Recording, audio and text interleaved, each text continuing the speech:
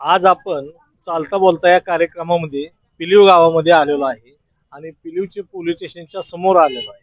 तर ह्या चालता बोलता जो कार्यक्रम आहे, तर या संदर्भात तुम्हाला हा कार्यक्रम कसा वाटतो? सर्वप्रथम आपलं नाव सांगा. मी ॲडव्होकेट अगस्ती जालिंदर देशमुख.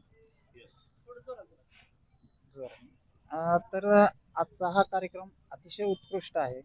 संविधानाबद्दलची माहिती लोकांना हवी आहे. ती माहिती पाहिजेल होती तितकी नाही. त्यामुळे या कार्यक्रमाच्या माध्यमातून या ठिकाणी त्या संविधानाच्या बाबत, संविधानाच्या कलमाबाबत जे काही जनजागृती करण्याचा प्रयत्न आमचे ॲडव्होकेट सुमित सावंत साहेब, बाबर साहेब, बोर्वे साहेब जे करतायत, तो अतिशय स्तुत्य कार्यक्रम आहे आणि त्यामुळे लोकांमध्ये संविधानाविषयी जनजागृती होते आहे आणि जनजागृती झाली पाहिजे.